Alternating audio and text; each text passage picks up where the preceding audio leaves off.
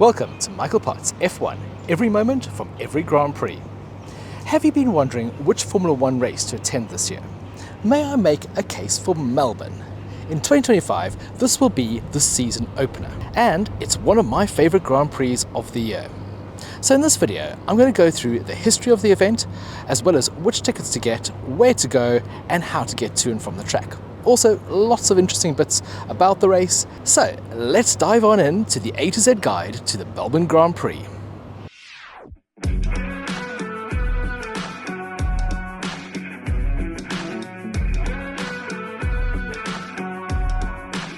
In 2025, the Australian Grand Prix returns to its traditional slot in the calendar as the opening race. This is the first time since the COVID pandemic. This Grand Prix brings a special energy and excitement that few other races can match. Located south of the city of Melbourne and named after Prince Albert, this park was originally swampland, and it's about 3 kilometres from the CBD. It was transformed in the 1880s into a 225-hectare park complete with artificial lake. But it wasn't until 1993 when Ron Walker, a local Melbourne businessman, had the vision to bring Formula One to his hometown. And Albert Park was transformed into a semi-permanent racetrack, using some of the existing roads plus creating a whole bunch of new ones. With the old paddock buildings and these beautiful trees, this is one of the most picturesque tracks we visit all year. With the Melbourne skyline peeking over the trees, it creates a wonderful backdrop for Formula One racing. Racing in Australia has a wonderful, rich heritage. There is a bit of a debate as to whether the first Australian Grand Prix was held in 1927 as a series of sprints on a grass horse racing track, or was it the 100-mile race in 1928 on Phillip Island, won by Arthur Waite in a modified Austin 7. And despite being a country that very early on had its own Grand Prix, it wasn't until the 50th running of the Australian Grand Prix that it actually became part of the Formula One calendar in 1985. It joined as a street race in Adelaide. It was the last race of the season, and in 1985, it saw Ayrton Senna claiming pole in a Lotus. Keke Rosberg in a Williams Honda won the very first Australian Grand Prix, and it was Niki Lauda's final race. And despite starting down in 16th position, he was leading the race by lap 57, only to crash out with brake failure. It was a terribly sad end to an illustrious career. Alain Prost won the 1986 race and the title after a dramatic three-way battle between Nigel Mansell, Nelson Piquet, and himself. Mansell had the title in the bag. With 20 laps to go, he was leading, but then a dramatic puncture caused him to retire. His teammate Piquet was pitted out of precaution, and that opened the way for Alain Prost to take his second title. 1995 saw the final race in Adelaide. A record number of fans came to see it, 520,000 over the 4 race days. It's still the most people to ever attend a Formula One race weekend. With a change from Adelaide to Melbourne, the race moved from being the last race of the season to being the curtain raiser. Australian racing drivers have a long history in the sport. Collectively, they've amassed 43 wins, 53 pole positions, and 130 podium finishes. They also have 4 world titles, but none have ever been on the podium in their home race. They came close with Daniel Ricciardo in 2014. Ricciardo finished second, only to be then disqualified. Oscar Piastri is probably the best positioned Aussie to break that duck, as the McLarens looked so fast in winter testing. Jack Doohan will be racing for Alpine, and Liam Lawson from New Zealand will be driving a Red Bull. The Antipodeans are very well represented. Lewis Hamilton is the most successful of the current drivers, winning 2 Australian Grand Prix. Interestingly, he took pole position for 6 years in a row from 2014 to 2019, but he only managed to convert 1 of those into a win. McLaren is the most successful constructor with 11 wins here. This race will be sponsored by Louis Vuitton, one of the new global partners. It's part of this massive LVMH deal that will see brands like Moët, Louis Vuitton, and Tag Heuer coming into Formula One. Last year, 452,000 people attended the Grand Prix, but it didn't really feel overcrowded. The organisers do a fantastic job of moving people around this 5.278 kilometre track. The race is run over 58 laps, and last year's time of 1 minute 19.813, set by Charles Leclerc in a Ferrari, is the lap record. It's a bit flattering to last year's Ferrari, because the track was recently modified and this does improve the overall speed. Pirelli generally bring their softest tyres to this event, and it's usually a two-stop race, as Sainz did last year to win quite an incredible Grand Prix after just recovering from appendicitis. The most luxurious ticket for the weekend is obviously the Paddock Club, located above the pits, offering the ultimate Formula One experience with gourmet catering and exclusive access to the pits, the paddock, and various activities based on your ticket selection. Prices start at $6,379 per person, but they can go up depending on which options you go for. There is a unique ticket to this race, Access 24.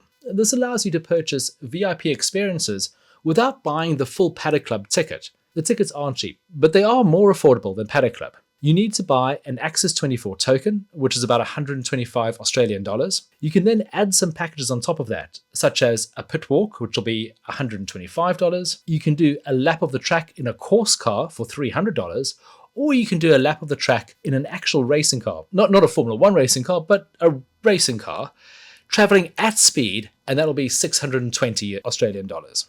There are lots of great grandstand options. Probably the most popular is the Alan Jones stand, which is turn 1. It's perfect for watching the start, the first few corners. You'll see a lot of overtakes here, and prices start from about $500. The Brabham stand, which is turns 3 and 4, is also excellent for overtakes, starting at about $500. The Weight stand, turn 12, offers great views of a fast approach with heavy braking. It's a cracking place to watch Formula One, and here tickets start from $300. And finally, turn 12, the Prost stand. It captures the final section, and you see the cars running to the finish line. Here, tickets start from $400 per person. One of the very unique tickets on offer for this race are the Joy Flights. Joy Flights are helicopter flips around the track. You get 2 laps of the track. I've signed up to go tomorrow, so I'll be able to tell you all about this after the race. Access to Melbourne's Albert Park is surprisingly easy. Trams are probably your best bet. They might be the easiest way to reach Albert Park. Routes 96, 12 and 1 all service the circuit, and the city puts on an additional 4,800 trams over the weekend. During peak times, there's a tram leaving every minute. So good! So good! So good! There's also light rail options available to Southern Cross Station, and even walking to the CBD is less than an hour. There are obviously a lot of accommodation options throughout the city, and starting with the most luxurious. The most luxurious room in the city is the Presidential Villa in the Crown. This comes in at a whopping $16,300 per night. It's the entire 38th floor. This ultra-decadent villa is located on the Yarra River. The floor space is over 1,000 square meters. This 4-bedroom palace has everything you could possibly imagine, including a butler, of course. There's a limo service, 24/7 support to cater for every woman fancy your heart desires.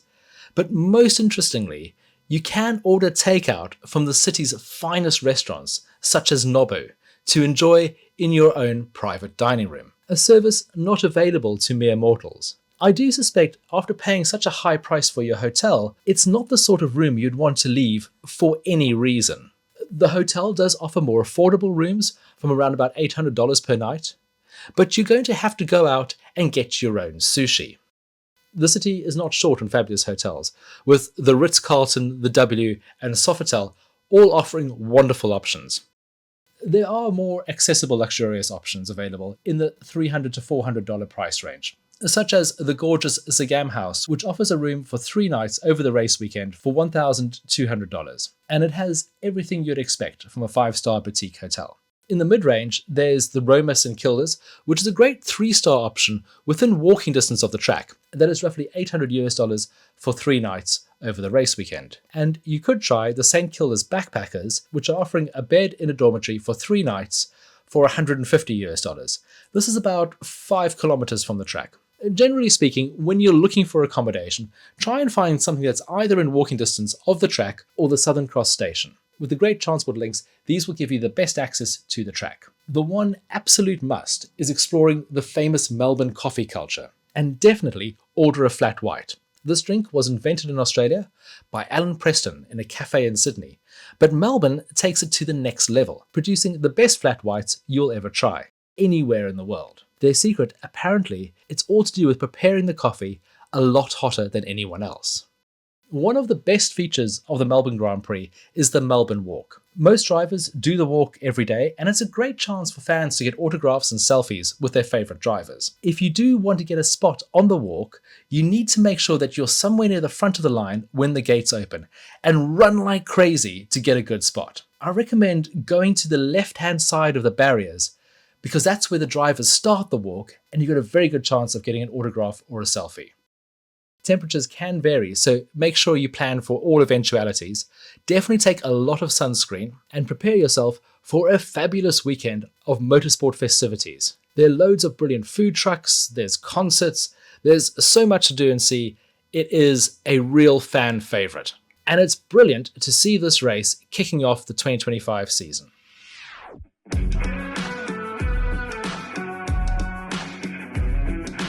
Thank you so much for watching this A to Z guide to the Melbourne Grand Prix. I really do hope you've enjoyed it. If you are coming to the race, do let me know. It'd be great to try and meet up. If you'd like to see some photographs from last year's race, there's a link in the description below. So, until the start of the race, on what I think is going to be one of the most fascinating seasons in Formula One, it's almost too exciting to wait until Sunday. But until then, goodbye.